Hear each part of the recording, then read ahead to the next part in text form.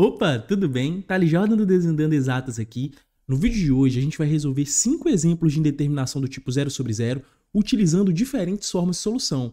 A gente vai conhecer e aplicar o limite trigonométrico fundamental, utilizaremos o método do conjugado, forma fatorada e divisão de polinômios. Vale comentar que já tem um vídeo aqui no canal que trata desse tipo de indeterminação, o link está na descrição, então quando acabar esse vídeo aqui, dá uma conferida lá que eu tenho certeza que você vai curtir. E você vai perceber que a gente vai ter diferentes ferramentas para resolver esse tipo de problema, desde produtos notáveis até divisão entre polinômios e manipulação algébrica. Ou seja, a gente vai aplicar aqui com muito afinco as famosas técnicas de algebrismo. E isso com certeza vai te ajudar a resolver vários tipos de limite, vai te ajudar aí na sua prova. Então, sem mais delongas, bora pro vídeo. Mas não se esqueça de se inscrever no canal, ativar as notificações, curtir, comentar e compartilhar esse vídeo com mais pessoas. Bora lá!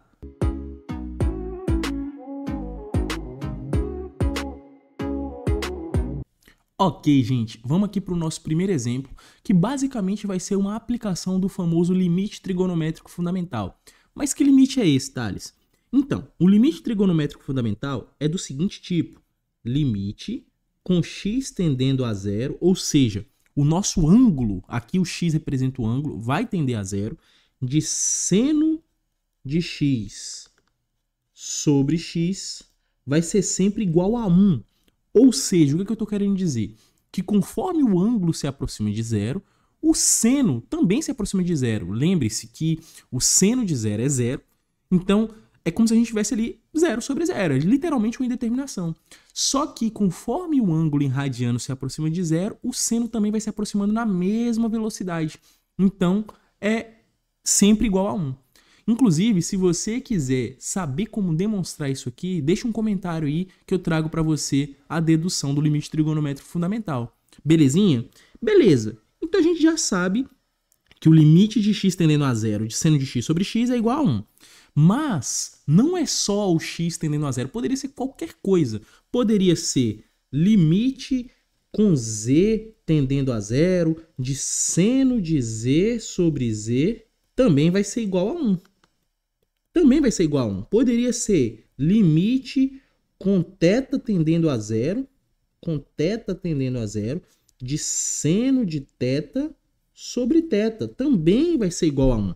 Ou seja, o que interessa é que o meu argumento do seno seja igual ao denominador e, é claro, esse ângulo está tendendo a zero. E é justamente isso que a gente vai utilizar aqui.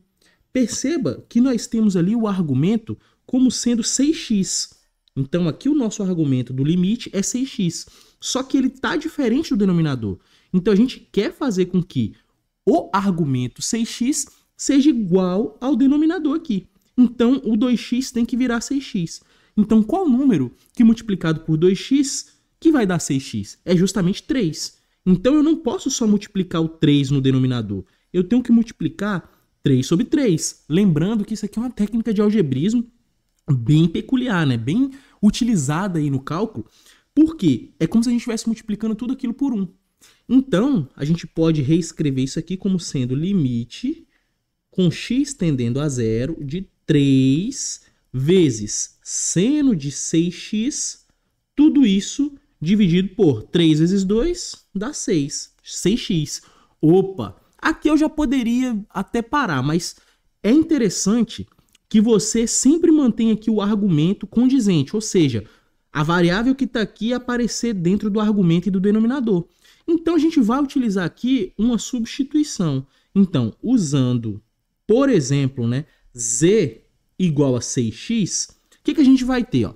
Perceba o seguinte, quando x tende a zero, né, quando x tende a zero, o que vai acontecer com z? Ora, o z também se aproxima de zero, porque o z é 6x. Então, quando o x diminui, o z também vai diminuir. Então, o z também vai tender a zero. Então, temos que, vamos lá, limite de x tendendo a zero, de seno de 6x, tudo isso sobre 2x. Até agora aqui só estou repetindo o problema. A gente viu que isso é igual a limite com x tendendo a zero de 3 vezes o seno de 6x, tudo isso sobre 6x. Ou seja, só estou repetindo. Aqui a gente utilizou, né, o fato de 3 sobre 3 dá 1, multiplicamos o numerador e o denominador ali dentro do limite. A gente sabe que o 3 ele pode sair aqui do limite, né, é uma propriedade. 3 vezes o limite com x tendendo a zero de seno de 6x sobre 6x. Aí aqui a gente vai utilizar a substituição. A gente sabe que quando x tende a zero, z tende a zero. Então, isso aqui vai ser igual a 3 vezes o limite com z tendendo a zero de seno de z sobre z. Tranquilão? Então, a gente utilizou aqui que z é igual a 6x e a gente sabe que quando x tende a zero, z tende a zero. Agora, pelo limite trigonométrico fundamental, limite trigonométrico fundamental, é sempre interessante fazer esse tipo de comentário na solução, porque isso vai te ajudar numa revisão, pode inclusive facilitar a correção da prova, né? Isso mostra domínio teórico do que se está fazendo. Então, pelo limite trigonométrico fundamental, o que a gente sabe?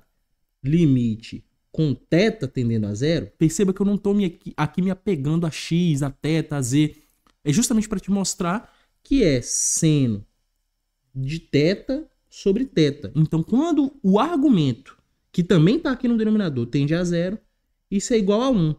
Portanto, o nosso limite original, limite com x tendendo a zero, de seno de 6x, tudo isso sobre 2x, que é igual aqui, vamos pegar o último lado direito aqui, né? No caso, 3 vezes limite de seno de z sobre z. É igual a 3 vezes o limite com z tendendo a zero de seno de z sobre z. A gente já utilizou aqui, né? Já mostramos que pelo limite trigonométrico fundamental isso aqui é igual a 1.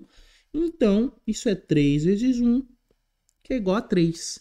Ou seja, o limite deu 3.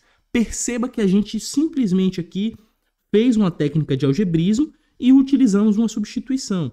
Ah, Thales, mas se eu quisesse já mostrar, né, seno de 6x sobre 6x com x tendendo a zero, eu sei que isso aqui é o próprio limite trigonométrico fundamental. Sim, isso é o próprio limite trigonométrico fundamental. Mas é uma boa prática a gente sempre deixar no formato original. Só que se eu quisesse já dizer, olha, limite com x tendendo a zero de seno de 6x sobre 6x vale 1, a gente poderia fazer isso. Pelo menos eu não iria retirar nenhuma nota se fosse o professor, né?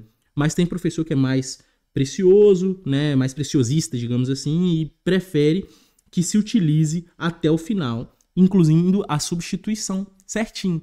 Porque tem exemplos em que a gente vai precisar utilizar, por exemplo, o teorema do confronto, em que vai parecer que a gente vai utilizar o limite trigonométrico fundamental, mas na verdade não dá. Então é interessante ir até o final para demonstrar domínio. Belezinha? Essa aqui é a nossa primeira ferramenta, o limite trigonométrico fundamental, e boa parte dos problemas vai envolver ou um seno ou um cosseno.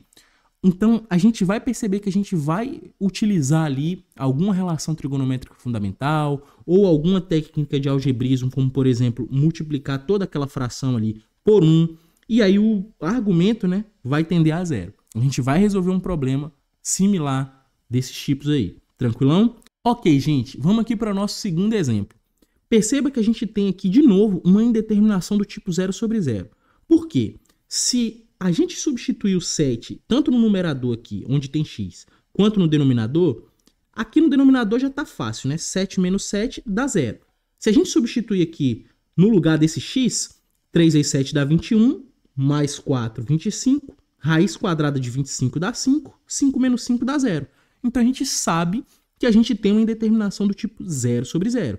E é sempre importante e interessante você fazer esse estudo prévio antes de sair fazendo conta.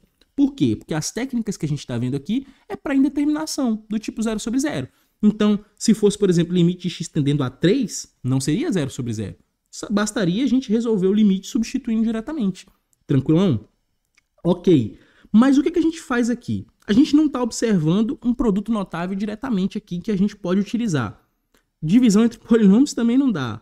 Não parece um limite trigonométrico fundamental aqui, a aplicação disso, porque a gente não tem nenhum seno, nenhum cosseno, então não dá para a gente fazer isso aqui diretamente.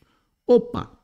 Quando a gente não souber o que fazer e tiver algum termo estranho ou no numerador ou no denominador, multiplique pelo conjugado de um dos dois. Ou seja, a gente vai escolher aqui o problemático, que nesse caso é justamente, né, o numerador. Perceba que o denominador já está ali, né, um polinômiozinho de grau 1.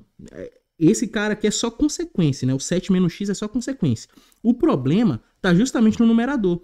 Então o que a gente vai fazer? A gente vai multiplicar tanto no numerador quanto no denominador o conjugado de 5 menos raiz de mais 3x, de raiz de 4 mais 3x.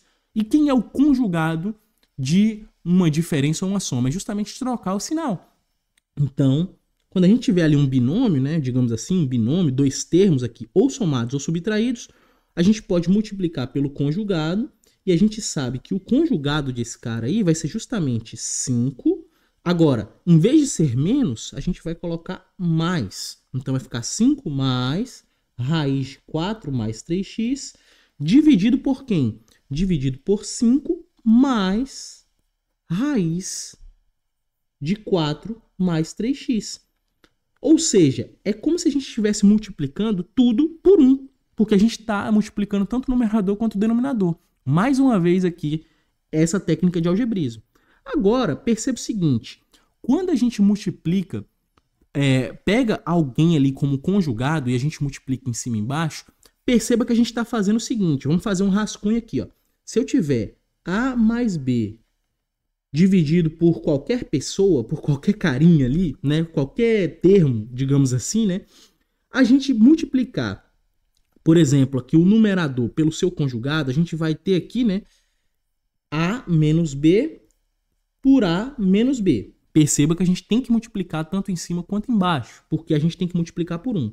Perceba que a gente só está trocando o sinal. A gente vai ter A mais B vezes A menos B. Isso aqui é justamente a diferença de quadrados. É justamente a diferença entre quadrados. E aí no denominador aqui não mudaria nada.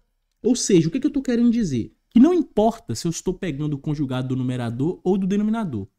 Sempre um dos dois vai aparecer como uma diferença de quadrados, porque a gente só está invertendo o sinal. Então, esse cara aqui no numerador vai ser justamente o primeiro termo ao quadrado menos o segundo ao quadrado. Se a gente fizer o chuveirinho, né, os termos ali, digamos, cruzados, eles vão se cancelar. E é justamente isso que a gente vai utilizar aqui. Se você preferir, você pode fazer, né, digamos assim, um chuveirinho. Mas aqui a gente já vai utilizar essa propriedade diretamente. Então a gente vai ter limite com x tendendo a 7 de quem? Ora, 5 ao quadrado, que é o primeiro termo ao quadrado, menos o segundo ao quadrado. Então vai ser a raiz de 4 mais 3x, tudo isso ao quadrado.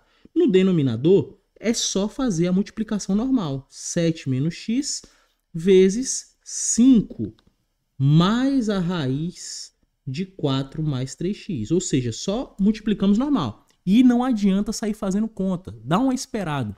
Segura um pouquinho. Agora, perceba o seguinte. 5 ao quadrado é 25. Raiz de 4 mais 3x ao quadrado vai dar o próprio argumento. Lembre-se que a raiz é como se eu estivesse levando a meio. E aí a gente faria potência vezes potência, né? Que ficaria ali grau 1. Então é só tirar a raiz. Então isso aqui vai ser igual a limite com x tendendo a 7 de 5 ao quadrado, que é 25, menos só o argumento, 4 mais 3x. De novo, não vou fazer nada com o denominador. Vou esperar mais um pouquinho. Então vai ficar 5 mais raiz de 4 mais 3x. Ok, agora aqui a gente vai fazer jogo de sinal. O 4 e o 3x ambos estão positivos, eles vão ficar negativos porque menos com mais vai dar menos. Então isso aqui vai ser limite com x tendendo a 7 de 25 menos 4 menos 3x. Tudo isso dividido por 7 menos x vezes 5 mais raiz de 4 mais 3x. Vamos lá. 25 menos 4 dá 21.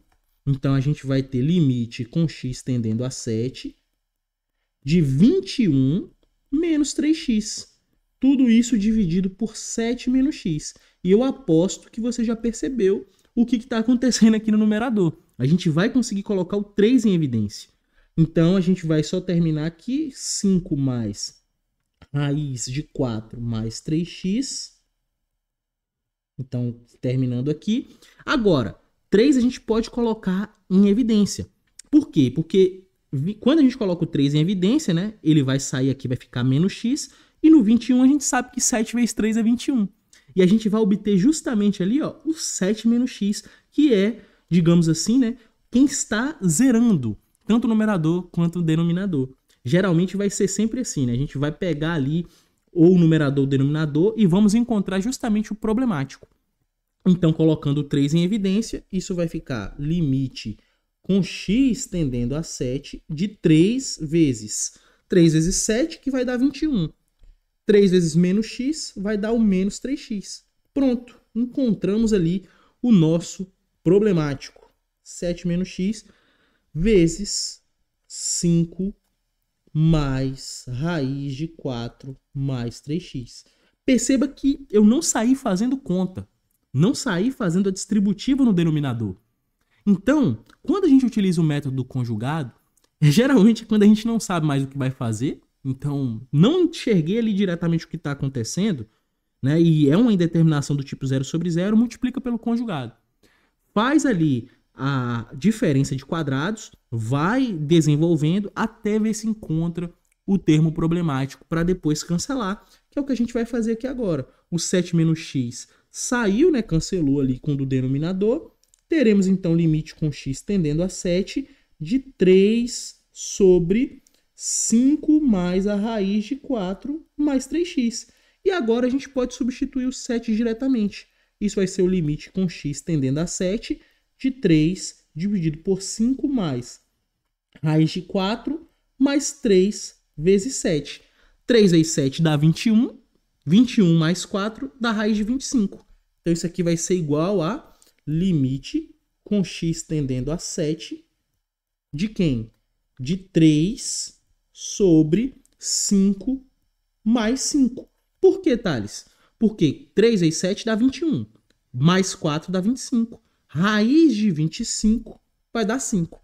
Então isso aqui vai dar 3 décimos. Belezinha? Tranquilo? Perceba que depois que multiplica o conjugado, acabou o problema. É só álgebra. É só álgebra e resolvemos tudo. Belezinha? Bora pro exemplo 3.